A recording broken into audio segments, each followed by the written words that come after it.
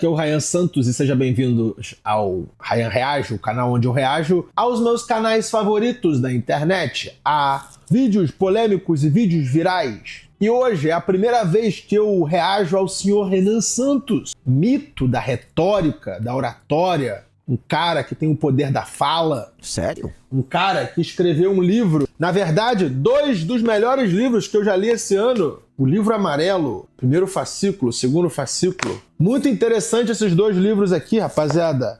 Senhor Renan Santos do MBL, o Brasil está virando uma Índia. Eu não sei o que ele quer dizer com isso, mas estamos aqui para reagi-lo. Mas antes disso, eu quero pedir para você dar o like e se inscrever neste humilde canal.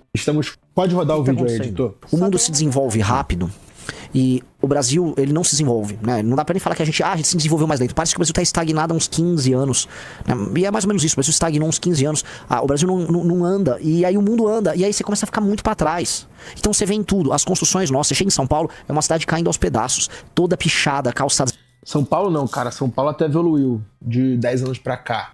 Se você andar pela zona norte do Rio, do lado do... Pega o túnel Rebouças, tudo pra lá do túnel Rebouças. Rebouças. Cara, é uma desgraça. Eu lembro do bairro da minha avó, Higienópolis, Bom Sucesso. Eu lembro da minha infância e tava melhor do que tá hoje. Tipo, 30 anos atrás, visualmente era melhor, mais limpo, mais bonito do que hoje. Mano, pode deixar toda pichada, calçadas destruídas, ruas horrorosas. É porque quando entra eu falo muito rápido, aí já fica impossível de entender. Impossível assistir Renan Santos em 2.0. Até o número de motoqueiros, fica essas discussões de motoqueiro. Uma cidade que precisa, vamos dizer, se sustentar ao redor de motoqueiro, é uma cidade muito pobre. Porque a existência do motoqueiro, ela se dá através... Cara, a única cidade rica que eu vejo com motoqueiro é Dubai, que são os caras que entregam comida. Motoqueiro que realmente tá trabalhando, não conheço outra cidade. Em Paris, os caras que entregavam comida iam de bicicleta ou e-bike. As pessoas que andavam de moto em Paris eram trabalhadores que usavam a moto para ir de ponto A para ponto B. Mas realmente, motoqueiro trabalhador só vi em Dubai, entre as cidades ricas que eu já fui. Estados Unidos você não vê moto. Não sei porquê, mas não tem moto nos Estados Unidos. Não tem. Muito raro vai passar um tiozão de Harley Davidson. Pode. Tipo, uma vez em 3 semanas eu vou ver um cara com aquelas BMW moto na freeway, mas só. Não tem moto nos Estados Unidos. Só apontar uma coisa que o sociólogo falou. Quando eu falo, o Brasil ele não se desenvolve, no próprio vídeo que ele reage, eu tô falando em termos relativos, né? A velocidade de desenvolvimento urbanístico, a velocidade de desenvolvimento econômico, a velocidade de desenvolvimento dos ganhos de capital por parte da classe média, acúmulo, né?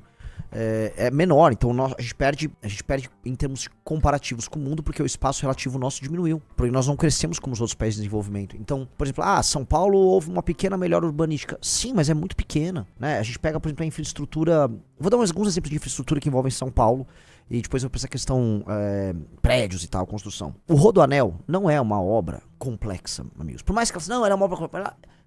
Assim, a China construiu 10 mil coisas mais complexas do que o Rodoanel ao mesmo tempo nos últimos 40 anos. O Rodoanel não é. O Rodoanel é um anel de estrada, tá? Que deve ter ao longo dele, eu não sei, me corrijam aí, talvez 50, 70, 100 quilômetros. Eu não sei quantos quilômetros tem, tá? Mas é basicamente uma estrada circular ao redor da região metropolitana de São Paulo. Essa obra, que assim, alguém me corrija aí, essa obra começou nos anos 90. A gente tá em 2025, eu nem sei se completou ela. E as pessoas comemoram como se fosse nossa, o Rodoanel. São Paulo tá, né, um processo de construção de metrôs, né?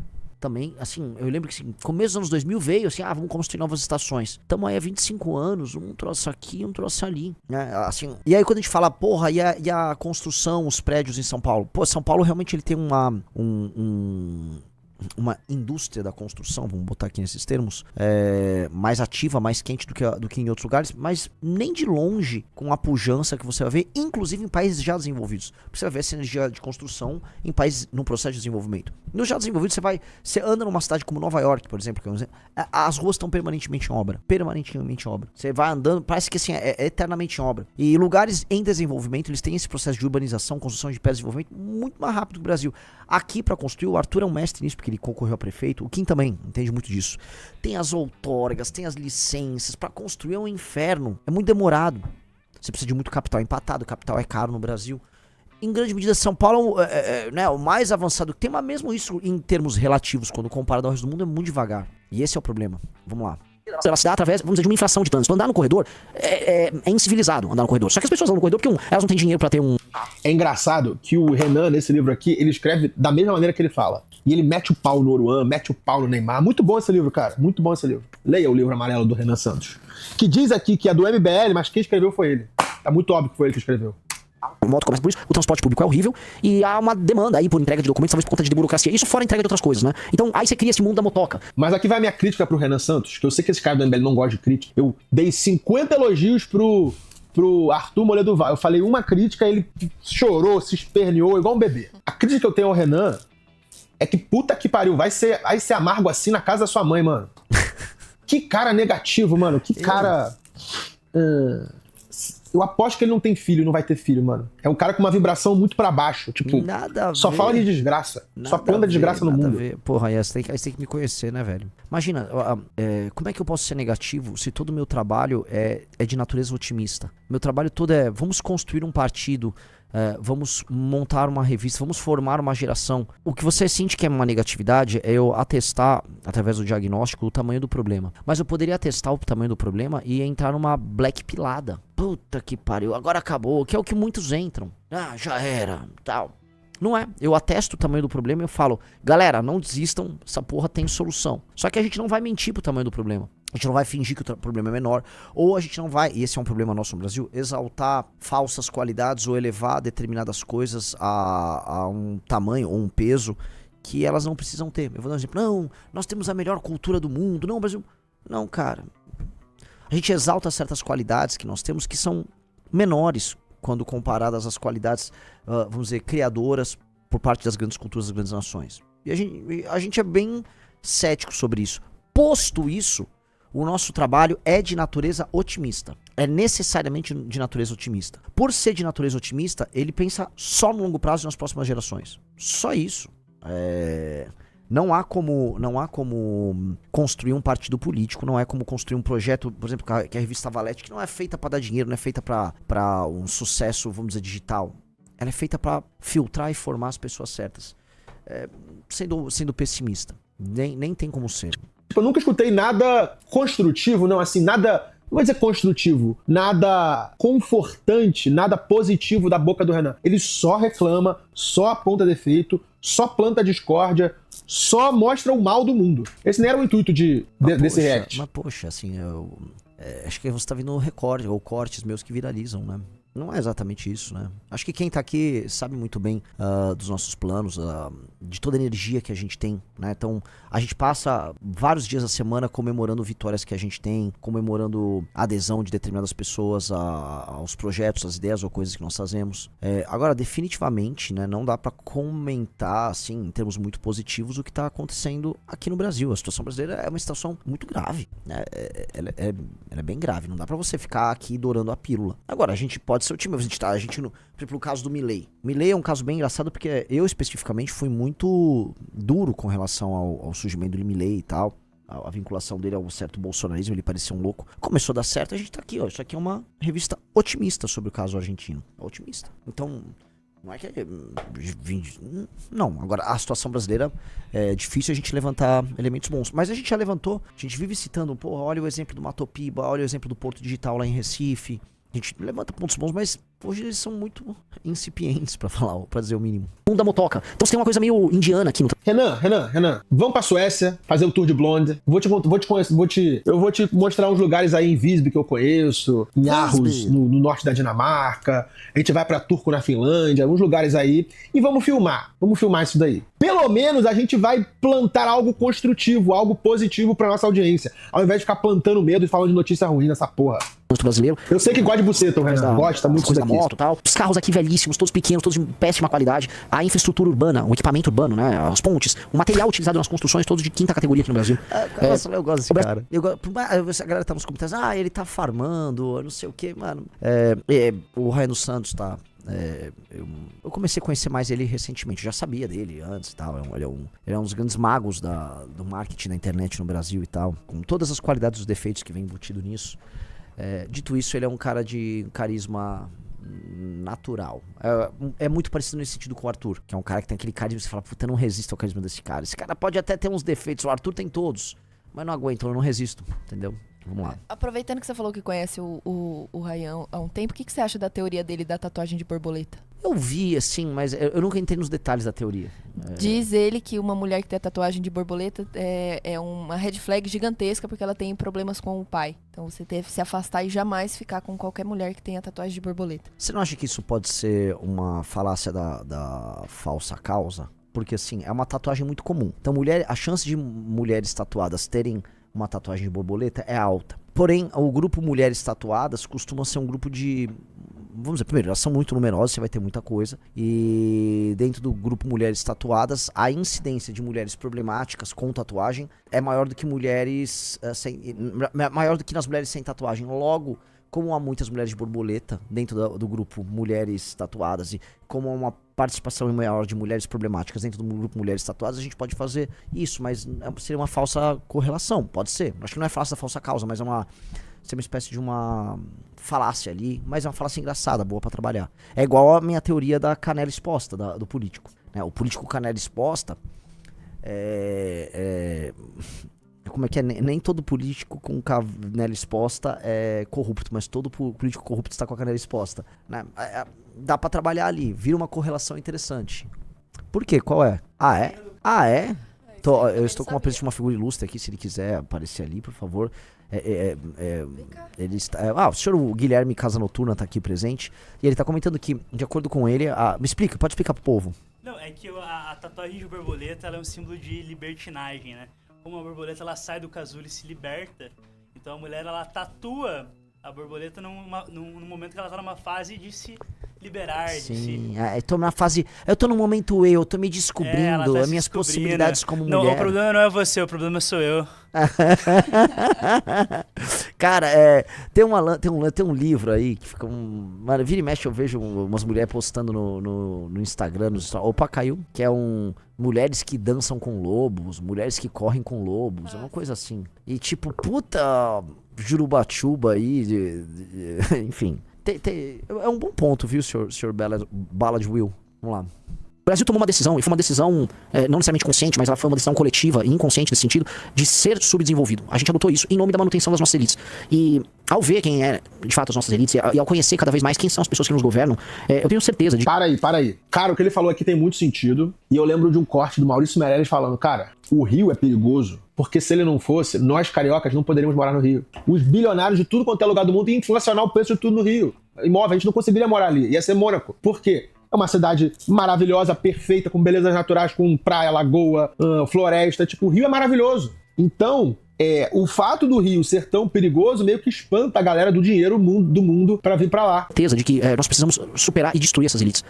Nós somos impedidos de dar certo, tá? E o arranjo brasileiro, o arranjo de poder no Brasil nos impede de dar certo. Eu não tô falando que a gente em algum momento vai virar Nova York. Eu quero que vocês entendam. Ah lá, ele plantando, porra, não, nós fomos impedidos de dar certo, nunca vamos dar certo. Tirando a esperança da galera. Mas não é isso que eu tô falando? Porra, Renan. Porra, Ryan. Não é isso, pô. Não é isso, não. Não me jogue aqui como um vendedor de lenço, porra. Não é nada disso. Que nós nunca seremos Nova York, Ryan, é muito objetivo, tá? Nós podemos ser grandes, e nós seremos grandes se nós tomarmos as decisões certas. Agora, Nova York não dá, porque Nova York é a cidade mais importante do mundo. Nova York é a cidade mais importante do mundo, que reúne as melhores pessoas do mundo nas áreas mais importantes que existem. A não ser que o Brasil se torne o país mais importante do mundo, e, por exemplo, São Paulo um dia se torne uma Nova York, o que eu acho improvável, a gente não terá uma Nova York aqui. A gente pode ter uma analogia, uma versão brasileira de uma Nova York, mas não Nova York. É isso que eu tô falando. Nós podemos ser grandes, mas assim, nós não somos esses caras. Nós temos que entender onde nós estamos. Vamos lá.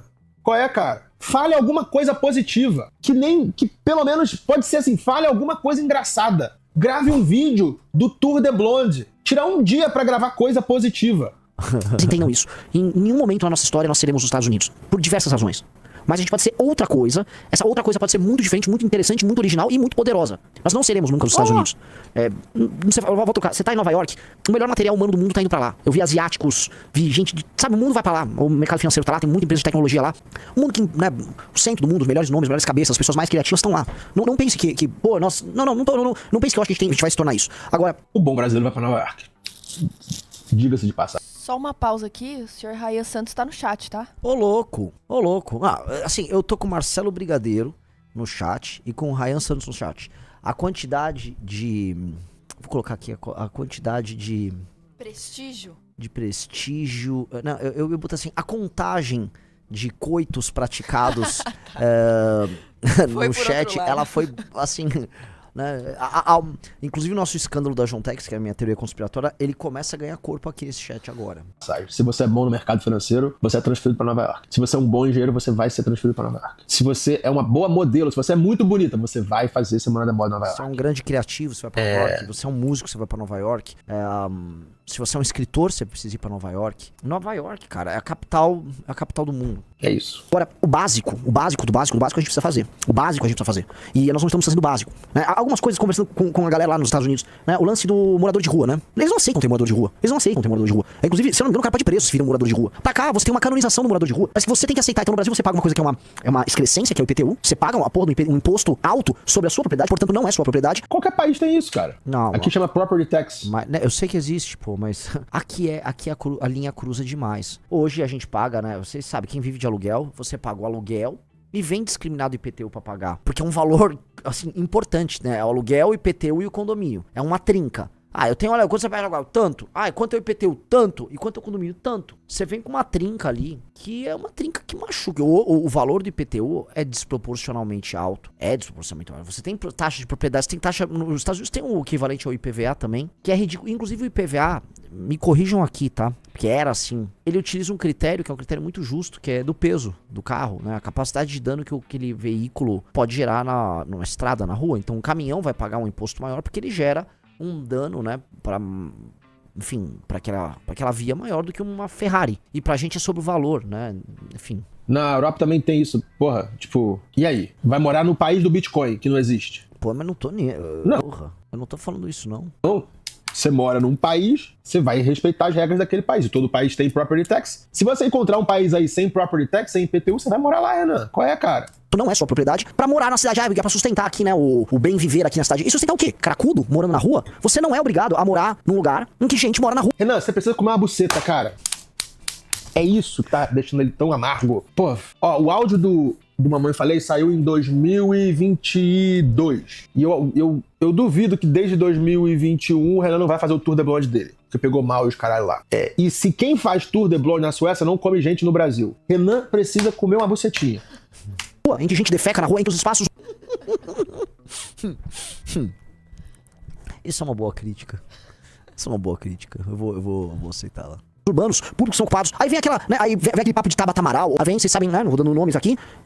Vem aí, não, é arquitetura hostil. O quê? A rua é pra morar. Então a rua é um lugar digno pra alguém morar. Que é isso? Que é isso? Morar na rua tá ok. O cara botou o Vico do Hugo. Não é engraçado, o Renan tá tentando ridicularizar o Renan. Eu não me sinto sendo ridicularizado com ele me zoando nisso. Eu acho absolutamente ok. Por isso que eu falei, vamos fazer um react aqui que isso vai ser divertido. Não tem absolutamente problema nenhum. Porque quem nos conhece aqui sabe que a nossa lógica é muito otimista e ele mesmo sabe disso. Mas ele faz uma construção, porque o Ryan conhece muito de hype. A gente entrou no hype, existe um hype do MBL.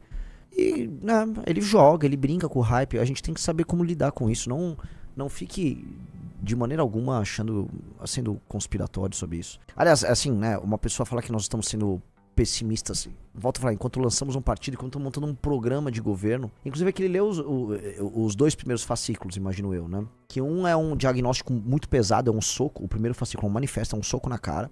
O segundo é um diagnóstico histórico das várias áreas que envolvem a vida e o Estado brasileiro, que tem um tom pessimista. O terceiro já aponta o futuro, ele já é otimista. O quarto, que é um país, um Brasil poderoso, pô, o quarto é otimista pra caralho. O quarto a gente tá falando em o real como moeda da América Latina, o real como moeda para transações comerciais na América do Sul, expansão militar, crescimento econômico, crescimento logístico, aumento da influência, aumento do Brasil enquanto força influente para o mundo e para as Américas. Então, é otimista, é óbvio, mas assim, mano, bora que bora. Morar na rua tá ok. É uma coisa insana. A gente aceitou morar na rua como parte da nossa paisagem. As partes debaixo das pontes de São Paulo, todas ocupadas. Gente mora debaixo. Alguém pode obstar. Não, mas nos Estados Unidos eles começaram a aceitar. Sim, houve uma cultura do homeless que ficou poderosíssima nos Estados Unidos. especialmente nos estados administrados pelos democratas. Mas mesmo agora, na Califórnia, eles estão tendo que rever isso. Acho que São Francisco começou a mexer, não só nisso, mas como no lance do shoplifting lá, os ladrõezinhos, o roubo de pequeno montante e tal, porque, né, começa a ficar inútil. Não, mas tem que aceitar. Se você tirar o cara de lá, arquitetura hostil, não sei o que, isso é um higienismo. E aí as pessoas que pagam os impostos têm que lidar com isso. Você tem que viver numa cidade que é uma gigantesca favela. E aí não há espaço público de convivência minimamente decente. Você que mora aqui, você que mora... Tinha uns caras que moram no interior, mora em Poços de Caldas, ou o cara mora numa cidade média pra pequena no sul. Beleza. No geral, vocês, especialmente se moram em cidades grandes, as praças da sua cidade são passíveis de serem passeadas? Todo mundo sabe que andar numa praça é uma bosta no Brasil. Andar na rua é uma bosta. Então, sim, galera, você volta pra cá e você volta pra cá meio abalado. Eu lembro ano passado, quando eu voltei da Argentina e do Uruguai, o Rio talvez você lembre. Lembro. Porra, PIB menor do que o nosso, né, populações menores também, mas precisa ter essa diferença tão grande de Buenos Aires pra gente. Eu vou nem falar Montevidéu. Montevidéu se qualifica praticamente como uma cidade europeia nas Américas. Agora, Buenos Aires, pô... Vai morar lá, arrombado. Você tá no Brasil ainda, você tem dinheiro. Rapaziada, o pessoal do MBL tem grana, cara. Se eu tive acesso ao faturamento deles, esse cara tem grana. Pega essa grana que você suou pra ter, porque o seu canal de YouTube dá dinheiro também. Mano, e vai mudar pra Suécia. Incomodado que isso... Pô, Ryan... Primeira coisa, o MBL é uma ONG. Eu não ganho dinheiro pelo MBL. O MBL não é uma empresa, no sentido, na acepção do termo. O MBL é uma associação civil sem fins lucrativos. Todo o dinheiro que ele ganha é revertido na própria causa, e assim tem que ser. Já fomos escrutinados pelo Ministério Público. Então não é que o faturamento do MBL é tipo o Renan. Como eu já disse, eu não vivo do MBL. E não que eu não possa, tá? Diretores de associações civis sem fins lucrativos hoje estão autorizados a serem remunerados. Antigamente, acho que até 2000 e pouco, não era. Mas não é objetivo e nem pretendemos trabalhar assim, entendeu? Não é. E qual o sentido? Só porque eu acho Montevidéu incrível, eu tenho que abandonar o meu país? Não tem nenhum sentido. Mas tudo bem, vamos lá. Se mude. Eu sou tão amargo como você sobre as condições do Brasil. O que eu fiz? Mudei para um país, tive minha filha em outro, tenho meu dinheiro num terceiro país, é isso. Porra. É maior que o Rio de Janeiro. Buenos Aires é uma cidade bem grande, né? Tem São Paulo, Rio no meio, tem Buenos Aires em termos de tamanho. Buenos Aires é muito melhor do que o Rio, muito melhor do que São Paulo. Incomparavelmente melhor. Né? Não há como comparar essas três cidades. E... não é pra ser assim. Discordo. Pega aí, 1 metro quadrado no melhor endereço do Rio, 1 metro quadrado no melhor endereço de Buenos Aires. A elite mundial não quer morar em Buenos Aires, mas a elite mundial quer morar no Rio. Rio é muito melhor que Buenos Aires. Você tá pegando você quer pegar o metro quadrado de uma pequena faixa litorânea que envolve Leblon e tal no Rio de Janeiro, e você quer tomar o todo pela parte? Não dá, né? O Rio de Janeiro, porque eu saiba, inclui regiões que não estão no quadrilátero do Leblonistão, né, cara? Você consegue, por exemplo, sair andando coisa de 5, 6, 7, 8 quilômetros num dia em Buenos Aires, só em lugares bem urbanizados, bem arborizados, passíveis de serem caminhados a pé. Você definitivamente não consegue ter essa experiência em São Paulo e Rio de Janeiro, sem passar por problemas de infraestrutura e problemas de segurança. A experiência como um todo é ruim. É um problema de experiência urbana ruim. Agora, eu posso pegar... né? Não, porque Vila Nova Conceição em São Paulo, eu não vou tomar o todo pela parte. E mesmo a experiência no Leblon, ou Vila Nova Conceição, ou Pinheiros, ela é incomparavelmente pior. Tô falando da experiência urbana, a experiência que faz uma pessoa ir para Barcelona. Não tô falando da elite mundial que quer ter... Eu nem sei se a elite mundial quer realmente morar no Rio de Janeiro, tá? Não me parece que seja o caso. Mas definitivamente você tem mais turistas hoje interessados em ir para Buenos Aires do que para as nossas cidades. Isso é uma merda. Não é pra ser assim. Não é só sobre pobreza. É sobre uma aceitação de um espírito leniente, com a falta de respeito com o outro, com a incivilidade. Eu vou colocar, da aceitação de uma extroversão invasiva. Tá? Ele é muito inteligente. O brasileiro é muito extrovertido e se orgulha muito dessa extroversão. E ele tem um vocabulário muito rico, muito variado. Esse pai ele fez direito. Sei lá, qual é a formação do Renan Santos? Renan Santos. Formação. Fez USP, não concluiu o curso de Direito, mas ele fez USP, foi filiado ao PSDB entre 2010 e 2015. Abandonou o curso de Direito. Isso aí. A riqueza de vocabulário dele é alguém que fez Direito. Não, porque a gente... Vai tomar no cu, guarda tua extroversão no cu. Ninguém quer ouvir tua música, ninguém quer ouvir tua arte, ninguém quer ouvir teu picho. Guarda essa merda. E assim, as pessoas não precisam ser assim. Só que elas são incentivadas a ser assim. Como, demonstra ao mundo quem você é, não tenha vergonha de ser quem você é. Você é uma gorda empoderada, bote seu biquíni. Nada contra a gorda botar o biquíni, né? Mas tudo contra a ideia de que você tem algo a mostrar pro mundo e você quer mandar uma mensagem. Você não tem que mandar mensagem nenhuma pro mundo. Guarda aí, segura teu reggae, meu irmão. Todo mundo baixa o tom, baixa... Chega de Renan Santos, rapaziada. Cara, em termos de informação e conhecimento, esses dois livros são muito bons, tá? O Livro Amarelo. Só que, agora, botando o pé no chão e analisando bem, é mais do mesmo, tá? É Renan Santos reclamando da vida, reclamando do Brasil, falando por que deu errado, Não tudo. é não. Tipo, Ô, Raia, a primeira coisa, Raia, obrigado por falar tão bem dos dois fascículos do Livro Amarelo. Nós vamos mandar pra você, então, o 3 e o 4. Não sei se você tá no Brasil. Te convido a vir, inclusive, no nosso escritório aqui. Venha e você vai ver o otimismo no 3 e 4. Aliás, temos os assinantes aqui no chat do Livro Amarelo, eles podem comentar, né? Quem já recebeu o 3 e o 4 sabem que a linha é otimista. Vou comentar aqui, né? Eu não vou numa linha o Rayan um chatão. Pelo contrário, o Rayan é um dos homens que sabem viver a vida. Esse homem vai, quando eu tiver seus 60 anos, o acervo de histórias que ele vai ter na vida dele. Eu sei, ele anda com vários famosos. Não vou entrar nos detalhes femininos, mas, né, o cara deve ter provado dos melhores vinhos. Ele não gosta de vinho, falou que vinho é coisa de viado, né? Enfim, é um cara que viveu, né? Definitivamente menos amargo do que eu. Eu acho que ele por mais que acho que tem coisas muito parecidas entre eu e ele, por incrível que pareça, de verdade. Ele é um rapaz muito inteligente, né? É um rapaz que soube moldar a construção ao redor dele para poder seguir a carreira dele e seguir a vida dele, né? Ele colocou a capacidade dele de ganhar dinheiro vinculado à construção de um estilo de vida que ele considera o melhor possível para ele, cara. O hedonismo e o trabalho, ele é um sujeito que, quem é do marketing digital comenta, a gente conhece pessoas disso, que é um sujeito que trabalha demais, ele é meio workaholic. Quando você mistura hedonismo com isso, em geral pode sair coisas boas. E é um cara que sabe fazer isso bem. Poucas pessoas conseguem tocar essas duas coisas bem. Em geral, você é muito workaholic como eu, você acaba não sabendo como viver, né? Então eu acho que, assim, é cabível para um cara que sabe misturar essas duas coisas. É cabível uma crítica num certo amargor que eu tenho.